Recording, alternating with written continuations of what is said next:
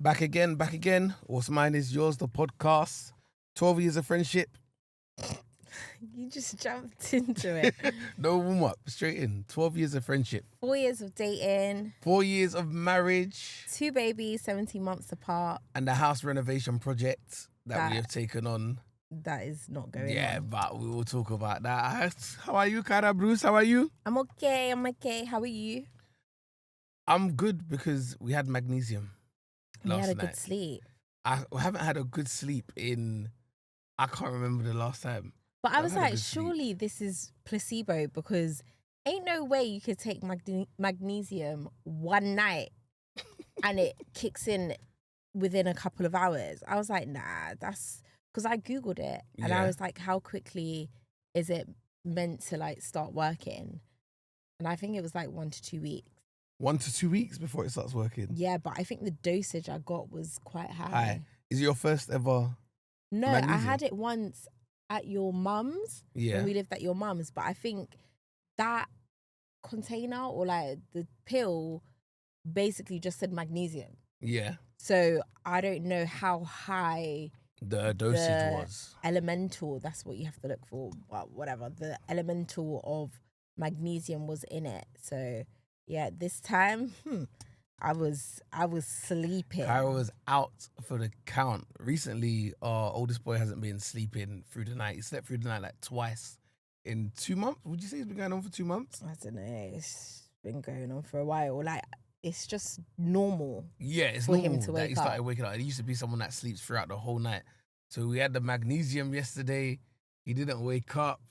It And was we're just a good pinging. sleep. It was a great sleep. I even got up. I went gym in the morning before work. At 4 a.m. Crazy. Yeah, I was in there. Alarm went off at 3:10. I snoozed it. Then again at 3:20 because I was like, I just got to do it. What time do you leave the house?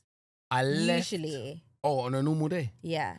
I normally leave the house anywhere between, depends what train I'm getting, 4:45 if I'm getting the early one, or I can leave at 5 if I'm getting the later ones. Okay. Because I was like, I had my alarm set for 5.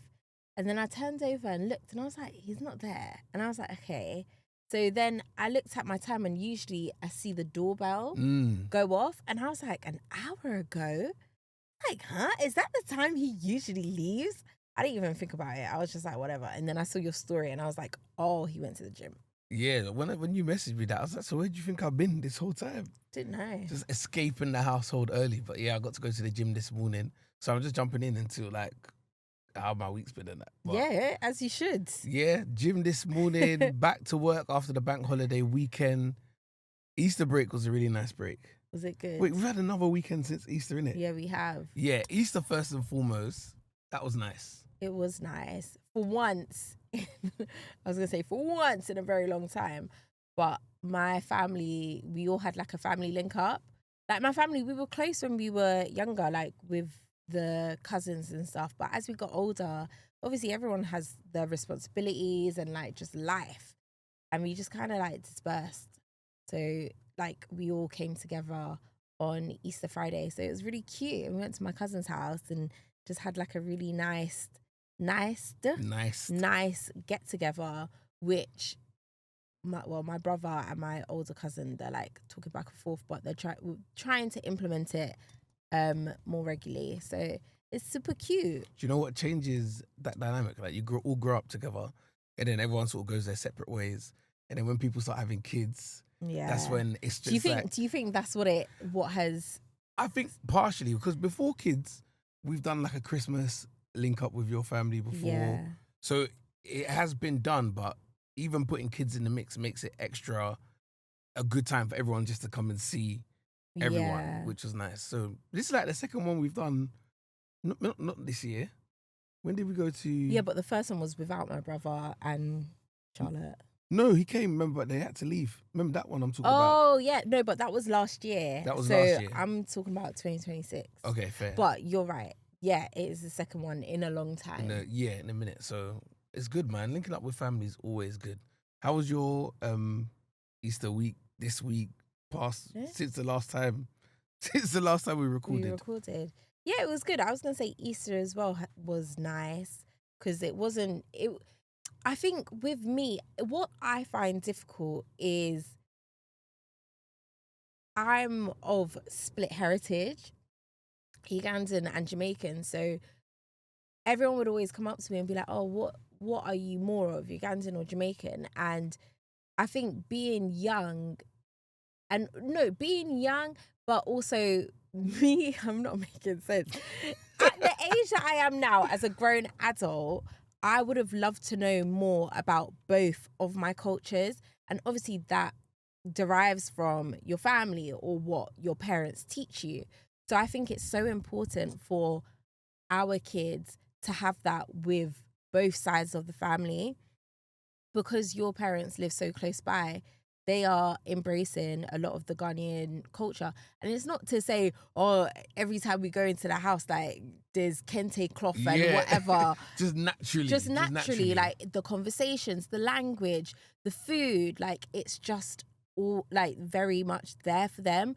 And like, again, like your mum and dad aren't walking around in cloth or whatever. Yeah. But they know their roots because they are surrounded by your I was gonna say that your grandparents, your parents, they just will feel a sort of comfort in that. Yeah. So it's nice that we had the 2 Easters, the Friday Easter and the Sunday Easter, because it's like, okay, like you can see your Ugandan side, your Ugandan family, and even though we just had like regular British food, it's like you're hearing their like dictations and just, it was just nice. It was nice because, as I said, like with me, I was always like, am I Ugandan? Am I Jamaican? Like, which one question. is it? Yeah. So growing up, did you feel like you was from both places, or did you feel just like British? I wouldn't say British because that's a stretch. I didn't know how else to. No, I get it. I would just feel, it's gonna sound so loserish, but I would just feel like me. No, but that's the truth. Yeah, like I wouldn't.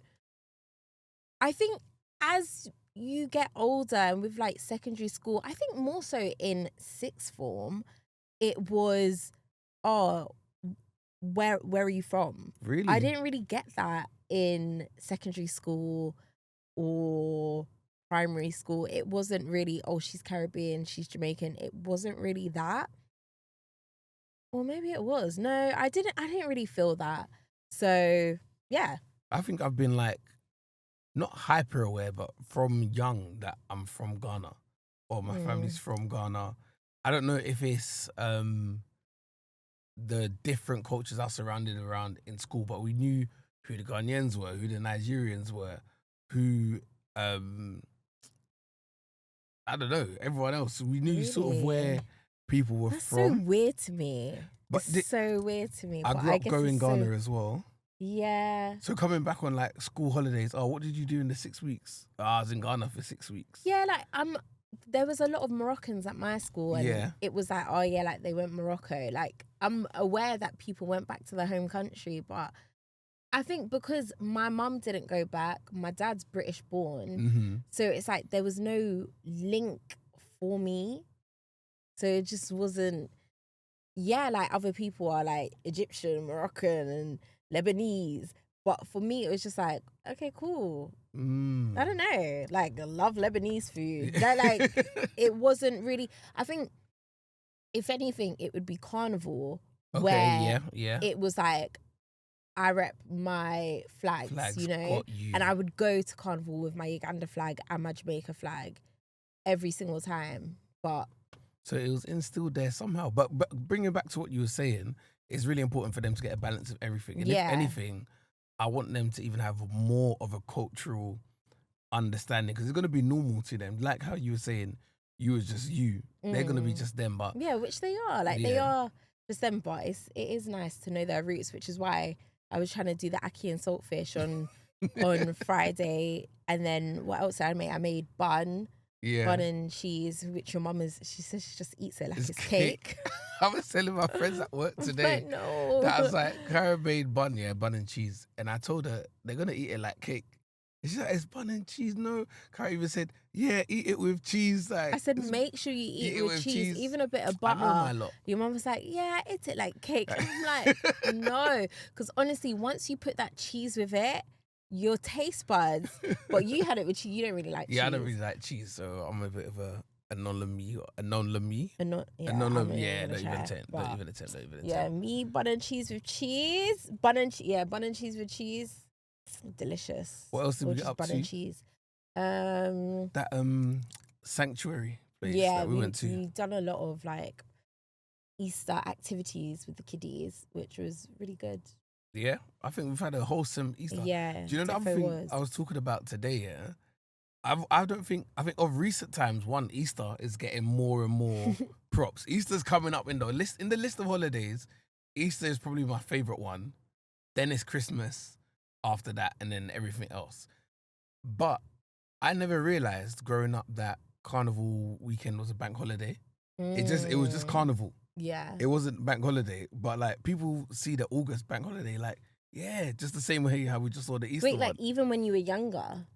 Yeah, I think when I was younger, it was a bank holiday because you didn't go Carnival. Yeah, but that's different because it was around my birthday time. So for me, it was always birthday. Maybe because it's summer holidays anyway. It's not like you get extra time out of school. But then getting older, August bank holiday is just Carnival. So I don't even deep that if you was like, say you're working and you're not in school, that you got a break for bank holiday, not for Carnival. But it was summer anyway, so. But say people that are working. Oh, okay. Like how we just had Easter, they look forward to their summer bank holiday. I get you. As well, it's just a funny thing that we were talking about today. So. What? Yeah. Oh, okay. All in all, roll on Carnival. Yeah. And then Omar came in and was playing some soca tunes in there. Roll on Carnival. Was this on radio or this is behind? Okay. BTS. Because I was like, BTS. what? That's funny. I've been looking at Carnival costumes. Like, is this the year that Kyra's gonna be in costume? I don't know. How do you feel about that? How do you feel about that? This is the year that you should go in costume. Yeah, but I need to make sure because I'm friends with Robert's friend from school, and she's like, last year we've got babies the same age, and she said last year like she didn't feel confident. She felt like the big one out of the group, and I don't want to feel like that. Like I wanna, if I'm wearing a costume, firstly, with or without having a baby, or with or without my body being like out of shape, I'm gonna be uncomfortable anyways wearing costume. So I need to make sure I'm at the most comfortable that I could be. Yourself first, at least. Within myself before even like strutting down the street with Manuni at close proximity of flinging out. I hope not. Not just my nunny, but like my belly, everything, whatever. That's why I'm like, yo, I need to do laser because I need to make sure everything is nice and smooth. No razor bumps or none of that. Imagine. Oh nah, no way. So you're not doing it this year? It's not confirmed yet. I will encourage you to do it. If you don't, 100% next year, you might have to do it again just so you know confirmed you're doing it next year. Yeah, well, yeah. I don't mind. I want to do it. Yeah. But what's going through my mind is imagine I spend 500 plus on a costume and it rains.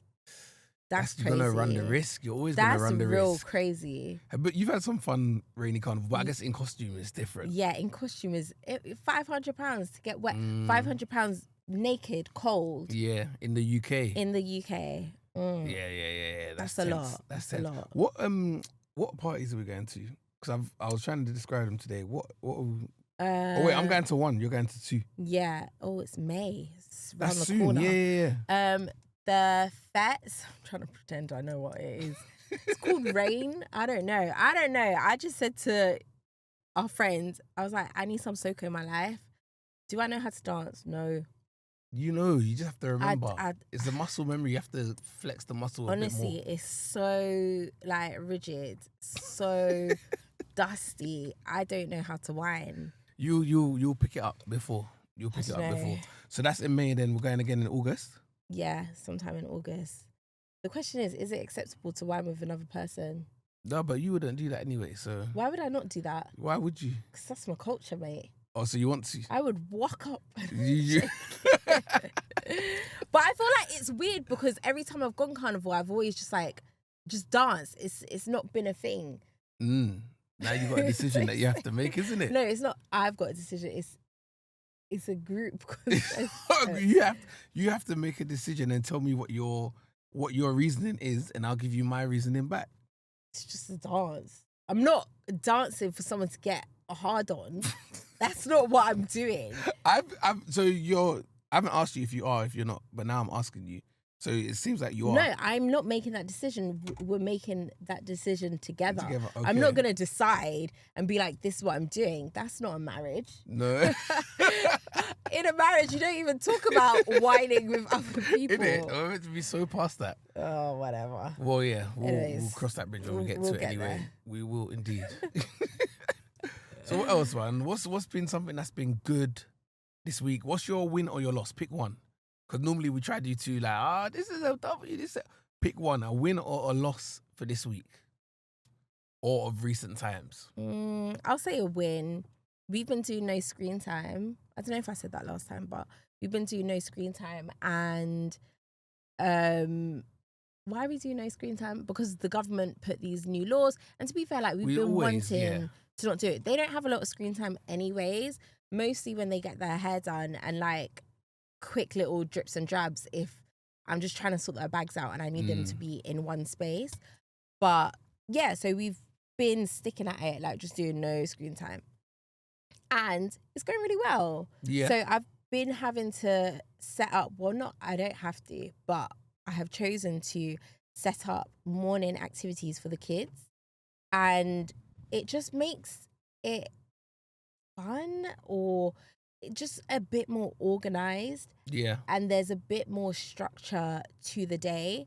So yeah, I've been loving that. And the kids have been loving it too, even though sometimes they finish them activities in 0.5 seconds. And I'm like, okay, I don't know what we're going to do next. But I love the idea of them waking up and coming down to something. Yeah. You know, because when you're not going out, and you go out quite a lot with them as well, because you got all the clubs and stuff. But I feel like Kyra's auditioning to become a homeschooler. She's showing me, okay, if I was to homeschool, these are the sorts of things that we could be doing. But I love the fact that they're doing activities. I would love to, but my patience is like 0.5. I'm saying cat, and he's not trying to get it. Every time I read, I'm like, come on. Yeah, nah. Teachers, you got to give them their props because they actually really teach like a lot of kids how to think about all the kids that go through the school system and they learn via school. Obviously, you get some dud ones as well, but for the real teachers that are supporting the kids, big them up, man. Yeah, because it's hard. Even the nursery practitioners, teachers, because they're panic. Oh my days, that's something that's happened. Oh no, don't talk about it. Don't talk about it. Okay, I won't go into detail, but I'll say I went to a meeting, like a parents' meeting at our nursery that our kids go to. Oh yeah, parent-teacher forum. Yeah, a forum where you go and discuss just like the things you want to get changed and stuff. That place was brutal. That's all I'm going to say. That place is brutal. I didn't even know that parent-teacher forums, that's what they spoke about. Yeah, that's what they do. What were my parents doing? Were they in PTA or anything like that? Did any of your parents ever go on a school trip? Yeah, like those my mum did like once when I was in nursery. Or like reception or something. My dad used to come on all of them. I lived far. Yeah, that was fair. So my parents, they weren't even there. No, but say we'll go on school trips to like London or something like that. In primary school? Yeah. No. Maybe not London, but I don't know where. But some times they used to ask parents to come with the kids. And I saw a group of kids, school kids today in central London.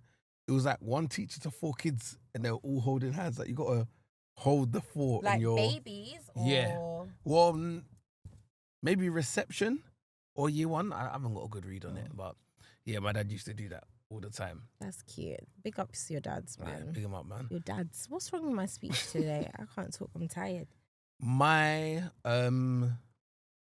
win of recent times was getting to go to the park with our older boy. Well, our eldest son. Our only son, yeah.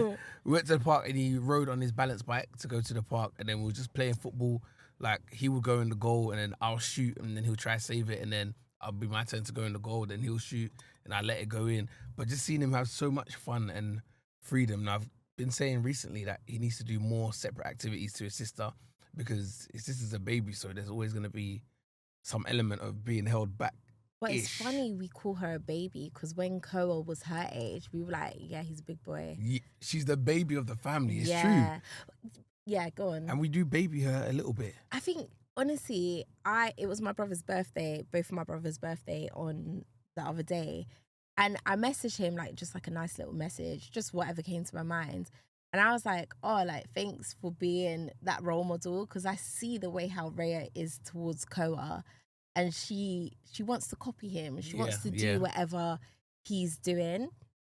And it's hard because Koa's just like, let me do my own thing. Let me be me. But she's just like always wanting to follow and then you do look at her and you're like, you're potentially our last kid. So like, you just want to love on her. Like I always cuddle her and I'm like, oh, my baby. And I was thinking, do I treat her this way because she's a girl or because she's the baby of the family and you know how quick that season goes? Because when you're with the first one, your head's all scrambled and before you know it, they're walking, talking, you're potty trading. Yeah. And like that time's gone. We was looking at old videos the other day, just a little bobblehead is like, she's gonna be grown again soon. So I don't know. But yeah, that was my win. Going to the park with just him. He's gone back to football. They're about to start athletics. Mm-hmm. And what other activities? Swimming we need to get them back into. But swimming also, I'm not trying to get in the water, but we will have to overcome that hurdle. Yeah, eventually. And the summer is getting warmer. Yeah. And stuff. I just know I done bare lessons of swimming with Koa. I done so many lessons. And I don't know if you understand, like, the fight. It's not even the fight, but getting him in them swimming trunks, he would be a baby. He'll be napping. I have to wake him up. Oh, sometimes I have to be there, feed him quickly before the session. Yeah, you did a lot of swimming with him, man. I done too much. When did we stop? Like, why did we stop? Do you remember? I went back to work. And he wasn't liking it. Yeah. He just went through a phase where he would just... Oh, do you think that's what it was? Do you remember? It was near his nap time, so he became bare clingy in the water. Bugging out. I remember Kyra was like, I'm not going swimming no more if he's not doing it properly. Just getting me in that water. And also in that class, like, none of the mums were my friends. Yes. So I was just like, and they all were friends with each other. So I was just like, why am I here? It's fair. Obviously, I'm here for my son, but... Still, as a mum on maternity, it's community as well, isn't it? I was just like... community vibes. You little poo heads. It's all right, though. Anyway. Yeah. We got a big discussion to have today. We sort of started it at the end of the last pod, and we've just been researching, looking. This is the week where people get their placements for their kids' schools and the primary schools that all their kids are going to get into. I don't think secondary schools is. If I'm honest, I don't really know. Unless my kid is going through it, I don't know. From my research, because when we moved house, I called all the local schools and I was like, oh, can we come and view? Because I researched, I know there's lots of good schools in the area. And I thought you just call up and book a viewing and then you're good to go. But it turns out schools are not really doing viewings, at least the ones I've spoken to, until October, November sort of time. And then by January 22nd, you've got to apply for the place or the schools that you want to go to. And then by April 16th, I don't know what it would be next year in 2027, but you get your offer. So it feels like we're a little bit quick and a little bit ahead in terms of doing the research and stuff. But you actually have to start looking at it now. Even like before, like with moving house, like you have to look. Yeah, you have to look. You have to know. Because you have to know where you're going. Come move house, you're in some nice house. And then what? There's just terrible schools surrounded by you in your catchment area. What are you going to do? Be like me, hop on a bus and a train to go to school? But even getting on a bus and a train to go to school, when you're out the catchment area, I don't know how... Yeah, I don't know. Maybe, to be fair, my stepmom lived in that area, so maybe that's the address that they put down. But even me, I had to catch like a 20-minute bus to go to primary school. I don't know. Maybe because it was Church of England. I remember you saying something like that. Maybe that's different. Also, like, I don't know. It's hard. We got we posted on our Instagrams, like asking people for feedback on what was a key thing for them when picking their primary schools. What did they look for? I think I was replying to some people saying what were some red flags that you saw. But before we give the feedback, do you remember your primary school experience? I don't know. I remember like bits and pieces of it. Like I remember one time they came in and they done some filming. They done some filming, and I remember thinking, "Oh my gosh, so excited! Like I think they done like a school video. Okay. Did you ever have that? I don't, not that I know of. Anyways, they had a school video, and I remember being featured in it and having that video at home and thinking that is so sick. Like, Really? I'm in that video. It was cute. I can't remember what I was doing, but it was cute. And then I remember on a Friday we would have like a licorice race. They would have them strawberry laces in our mouth. And I think it was like you had to answer like a maths question or something. I all this come to that. Is he coming in? No. One pass. Yeah, but I thought it was TV. I thought he was Oh, TV stop it. license. Now you said it out loud for the public. No, but obviously, if he knocks on my door, that's fine. There's got no problems Of over here. course. You know? So you have screen time. But licorice race. Licorice race. But yeah, that was so cool. Like you had to answer like a maths question or something. Used to eat that licorice. Do you remember any of the teachers' names? Mr. Bull, he was sick. He was so I can't speak. He was so good. He was so good. Like I want to know what he's doing now. Like what are you doing now? I don't remember any other teacher. Miss Watson, but I don't know who she was to me. I don't even think she was one of my teachers. But just one of the names you just remember. Mr. Bull. I remember Miss Chu. I think she was my year 2 teacher. I remember Miss Adams. I think she was year 6. She was a bit strict. Then we had like Mr. How do you remember? Mr. Allen. There was a few. Then I remember Miss Heather and Miss Thorpe in nursery. I had an incident with them. I had beef for them. But Is that the other ones than that, yeah. But that's another What story happened? for another day. I felt like she was a bit rough, and she'd pinched me once. That's bad, isn't So it? I went and told my mum, and my mum, looking back at teacher it, pinched you. yeah. And what do you do? We're gonna take slight detour. Mm-hmm. If your child comes home from school at say that nursery and reception age, and reports something like, a teacher pinched me, or someone did something like, what would be your approach as a parent? What would be your approach? Because I was thinking how my mum approached it. No. What would be your approach? And then say your mum's approach. It's difficult because you got to know your kids as well. So you got to know. Okay, you know Koa, you know Rhea. My approach will be to go to the school, but on a casual one, and bring it up and see their reaction live-o. Because if you say call the school and say I want a meeting, you give them a chance to sort of be Right. prepared for anything, you know? And especially if they know what they've done wrong is wrong. So I would do on a school drop-off or pick up, mention something and see a reaction. And I think that's how my mum did it. My mum said that after that day when she did that, I never reported anything again. Which is bad, but obviously you're young. What do you mean? Which is bad. But what would you And do? how obviously your mum's young, like she had different circumstances going on in life, whatever. I'm not judging, whatever. How, as a parent now, how do you feel about that approach? Oh, Like, would you have done anything different, or would you have stuck with it? I think that approach was fine for the times as well. Obviously, it's a different world that we live in now. But No, I think but that let's that forget approach. the times. I'm talking about now. Yeah, I think it was. Do you know why it's hard to say? Because I'm the one that made the report, so I to myself So you're know. saying you were a liar? No. I to myself know I'm telling the truth. You know what I mean? But you have to be. I don't know how I'm trying to describe it. I think what my mum did was fine. Okay, cool. What she did was fine, at the bottom line. But So if you saw say you witnessed it with your own eyes, Oh. you would react differently, obviously. But obviously it's hard when you don't know because you're not there. Do you know what I mean? So I've no, got a go good example. ahead. Good example is, can I tell the story of Koa? Yeah. So Koa came home, yeah, and he said a child was spitting at him. So we were like, what do you mean? And then we questioned him and he confirmed, like, back to himself, blah, blah, blah, blah. Even the next day when we woke up, I asked him for the story just to make sure it's absolutely clear. And then Kyra had a meeting at the nursery, not specifically for this, just in general. It was for that. Or was that the It catalyst? was for that. Yeah, that was the catalyst. The catalyst, cool. Mentioned it, and the nursery teacher explained how the kids were blowing raspberries at each other, like, we go, or whatever, blah, blah.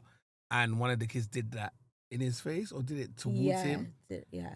And Kyra also had mentioned that Koa came home and was teaching Rhea how to blow the raspberries. Yeah, as well. so there was a link.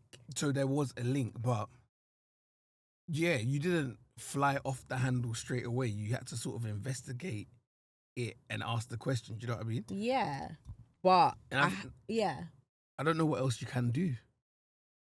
Yeah, but I think it's a bit different. A teacher. Oh yeah, a teacher. Yeah. I was wondering what this man was doing in comparison to a kid. Like a kid, fair enough. But also, I think because Ko is like one of very little black kids at nursery, that was what I jumped to. I said, is this racism? What is this? So that was my concern. But imagine one of them teachers, Koa says, so-and-so is pinching me. I'll flip out. But you'll flip out straight away without investigating? Of course you have to investigate. I'll be flipping out, crashing out at home the same way how I was crashing out that some kid is spitting at him. Yeah. But it's how, at the school gates, how would you... I would have to set up a meeting and just observe them whilst I'm talking to them. That specific teacher has to be there, not like head or whatever. It has to be that specific teacher, and I need to have that conversation with them, and I need to look them in the eye and see what they're saying. And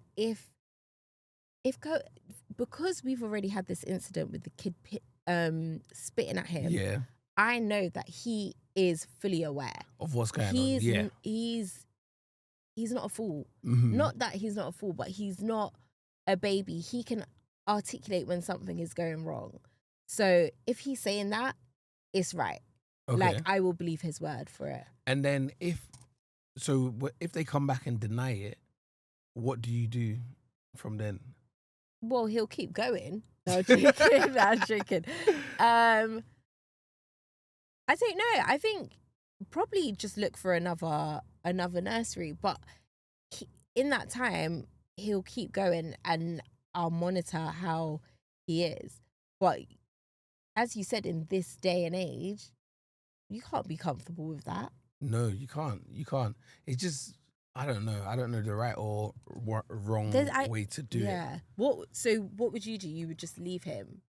Not leave him, but I would do the approach that I said in terms of subtly drop that this is what I've been told to see their reaction when they're not prepped for it. Because if someone's doing something wrong and you give them the opportunity to prep their response, you're never going to know if it's genuine. What if when I email them, I say, hey, we'd just like to set up a meeting just about Koa's behaviour, and I don't mention that he's been pinched, he's said that he's been pinched, or... I think if the teacher... If the teacher's doing something and they knowing the fact that they have to go and face you, you're covering your bases. It's like someone coming to your house and you do a quick... You'll still be shook, though. I think if you're doing it that way, meeting wise, you go straight to the head, and you don't include the teacher in that. And even that, they'll start to get their story straight after. Anyway, I've seen so many stories of that. Anyway, but yeah, let's just pray that never happens. It's IG and it's never gonna happen. Sorry that happened to you. No, don't worry. Character building. No, it's not that. It's not that. That's. You need therapy. No, I actually don't. I actually had a really good experience at primary school. That's what we was originally talking about. Yeah. Primary school experiences. How important do you think it is? Primary school experiences? No, primary school in general. it's very important. It's the foundation of your kids' education. It's the foundation of life. Obviously, you've got what you do in your house and family, which is, I guess, the foundation. But primary school is your first sort of insight into meeting other kids from different areas and whatever. And like, it's basically mini life. Yeah. But yeah.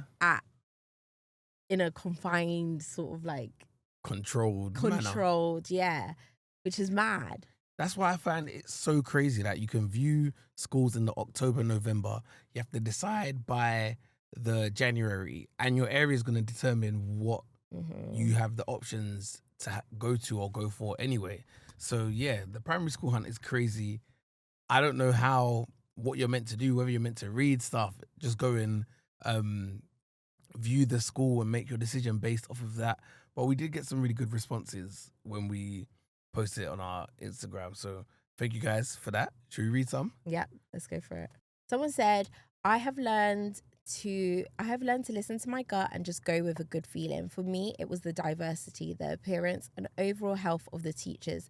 They all looked like they love their job / they all had passions in other things and they are very welcoming.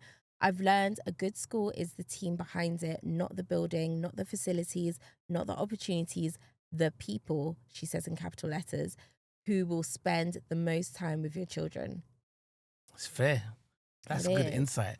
So basically, have a look at the people first, see their general happiness. If they're happy. Yeah. Imagine a teacher. Oh no, I was going to say, imagine your teacher is there looking like me. No makeup, wearing a cap, Man United top, even though they lost yesterday. Just looking a little bit run down. I'm okay to look run down because I know that I need to, wash my hair or whatever. But imagine that's your teacher. And for the viewing days, they're going to try and be on their best form. So it's having that ability to maybe chat to them and find out what's really going on. Like, how long have you been here?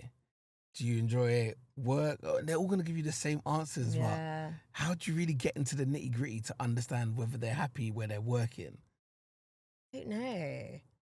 How do you ask? Because as you said, like, everyone's going to be on top form. But it's like you kind of want to see them out of the group. Yeah. Who are you outside of school? What sort of person are you? Can you ask those questions? I don't know. Like, I almost feel like you probably can't, and everyone, it shouldn't matter. It's like, I want to know your political views. No, you can't do that. You can't. But these are the people that are going to be teaching your kids, like, what unconscious biases do you carry? Or do you just love teaching? Why did you get into this? How long have you been teaching for?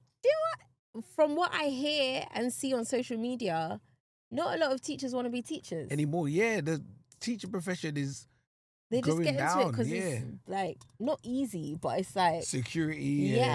But they don't really want to be a teacher. But there are some teachers out there that are fantastic, that they love it. They're dedicated to seeing the growth of sad. Young it's like people. This is what's gonna be raising my kids. But it can go either way. It can go either way, which is good.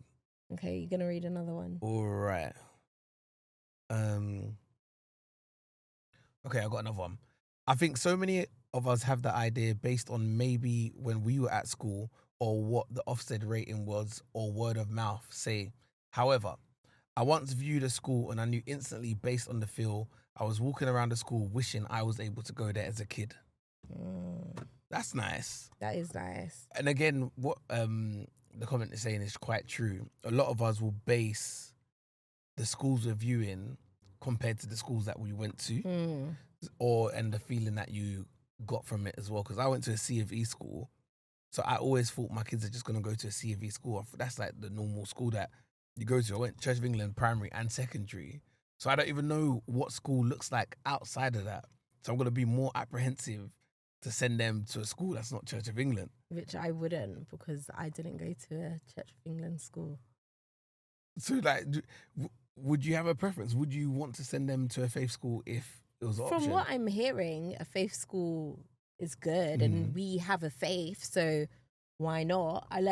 I'm curious to go in these viewings and see what makes it so different, Mm-hmm. because I don't know.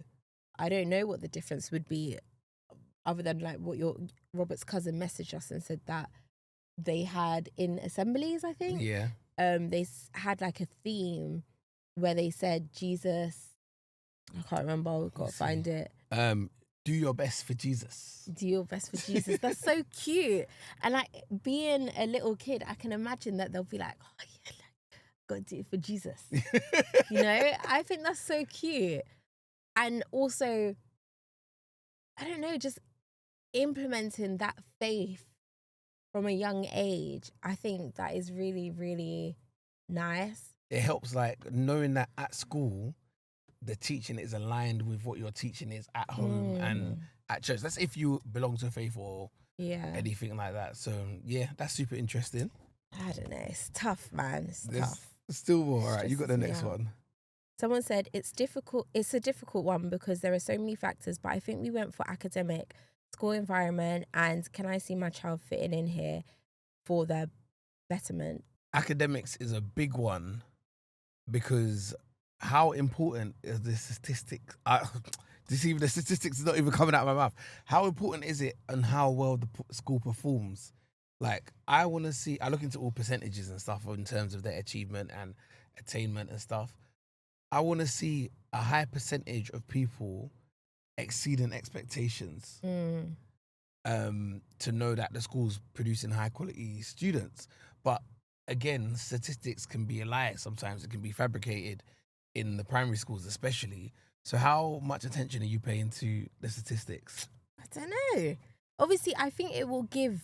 I think what we have to do essentially is just grab information from every aspect: faith, diversity, academic, bundle it in one, and also I think a lot of people have been saying, see where you feel comfortable with as well.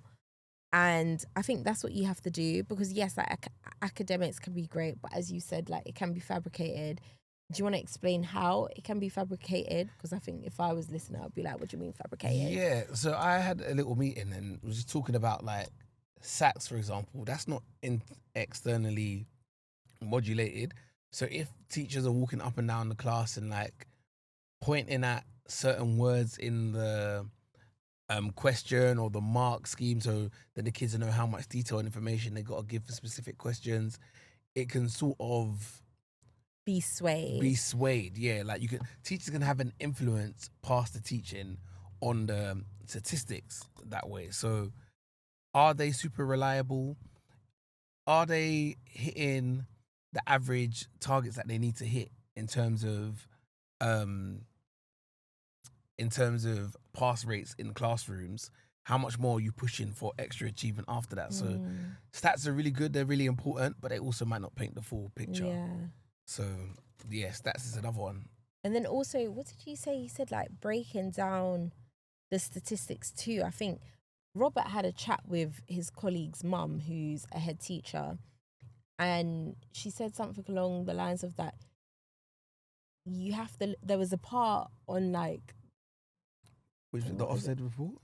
Yeah, there was a part on the Ofsted report where it shows whether kids are reaching the bare minimum with like... Yeah, so like whether kids are passing on average as like the local area and the rest of the country, and then how many kids are passing above that, if that makes sense. Is that what it was? Yeah, it was that. You just yeah, it mixed with everything I've said, but there's so many different statistics you can look at, like I think it's something called pupil premium.